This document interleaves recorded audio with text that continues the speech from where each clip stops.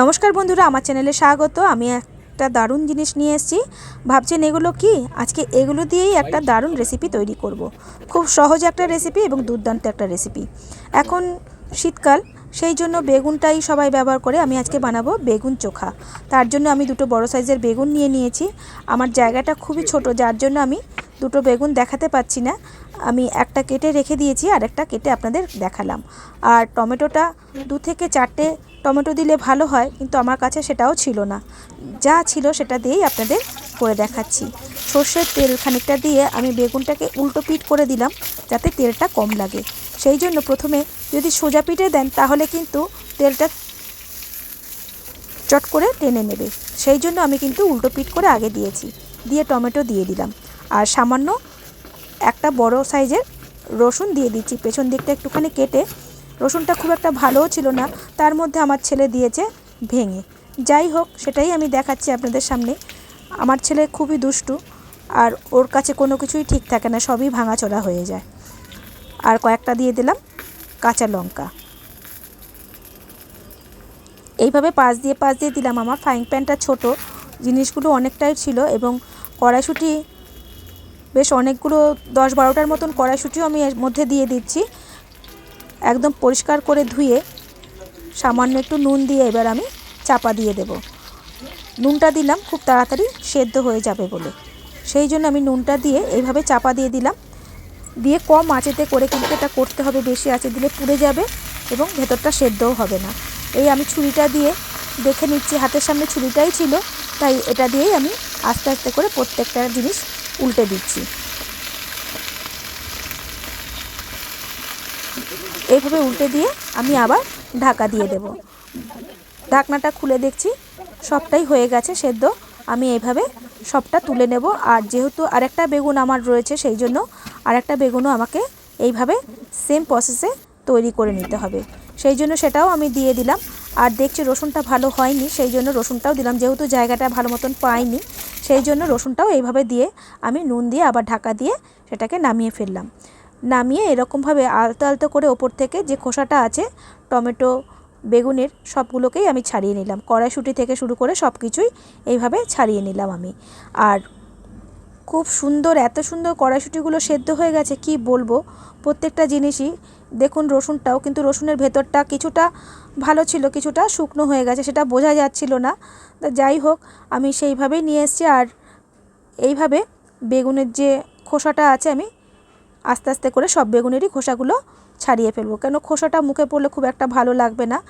আপনারা চাইলে খোসা রাখতেও পারেন, কেন এটা মোটামুটি ভাজা হয়েই গেছে। তারপর একটা ম্যাশারের সাহায্যে আমি এগুলোকে ম্যাশ করে নেব। লঙ্কা থেকে সবগুলোই, কয়েকটা রসুন এর মধ্যে দিয়ে দিলাম আর কয়েকটা আস্ত রেখে দিলাম। আর কড়াইশুঁটিগুলো আমি আলাদা সাইডে করে দিলাম। এরপরে আমি ফ্রাইং প্যানের মধ্যে খানিকটা সর্ষের তেল দিয়ে তার মধ্যে জিরে আর একটু হিং দিয়ে দিলাম। হিং দেওয়ার পরে আমি দিয়ে দেব দুটো বড় সাইজের পেঁয়াজ কুচি। পেঁয়াজগুলো আগের থেকেই আমি কুচি করে রেখে দিয়েছিলাম। সেটাকে ভালো করে দিয়ে আমি ভেজে নেব। একটু হালকা নরম হতেই আমি দিয়ে দেব আদা। আমি আদাটাকে গ্রেট করে নিয়েছি, আপনারা চাইলে কুচি করেও দিতে পারেন, কুচি করলেও ভালোই লাগবে খেতে। যাই হোক, আমার গ্রেটটাই বেশি ভালো লাগে। আর সামান্য এবারে পরপর আমি মশলাগুলো দিয়ে দেব। হলুদ দিয়ে দিলাম, কাশ্মীরি লঙ্কার গুঁড়ো দিয়ে দিলাম 1 চামচ, সামান্য একটু ঝালের জন্য দিয়ে দিলাম লঙ্কা আর একটু নুন। তাহলে কিন্তু সব মশলাটাই আমার ভালোভাবে হয়ে যাবে। এইভাবে দিয়ে আমি যে বেগুনটা ম্যাশ করা ছিল সেটাকে আমি দিয়ে দিলাম। আপনারা পারলে ছুরি দিয়েও কেটে নিতে পারেন, যেহেতু আমার কাছে ছিল সেই জন্য আমি এটাকে ম্যাশ করে নিয়েছি। এইভাবে দিয়ে পুরোটাই আমি একভাবে দিয়ে দিলাম। এবং দুটো বড় বেগুন আমি নিয়েছি। আপনারা যদি ছোট পরিবার থাকেন তাহলে একটা বেগুন দিয়েও করতে পারেন, যেহেতু আমার পরিবারটা একটু বড়, সেই জন্য আমাকে একটু বেশি বেশি করেই করতে হয়।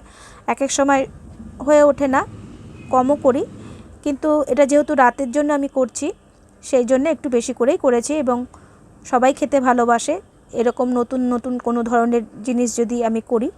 আর একটু দেখছিলাম ঝালটা কম লাগছিল, তার জন্য সাইডে করে দিয়ে আমি একটুখানি তেল দিয়ে, সর্ষের তেল দিয়ে 2 থেকে 3টে আমি কাঁচা লঙ্কা এইভাবে আবার কাঁচি দিয়ে কুচিয়ে দিয়ে দেব। এটা একসঙ্গে আমি আস্তে আস্তে করে আবার প্যাচুলার সাহায্যে ভালো করে একটু নেড়ে চেড়ে আমি এর মধ্যে আবার মিশিয়ে দেব।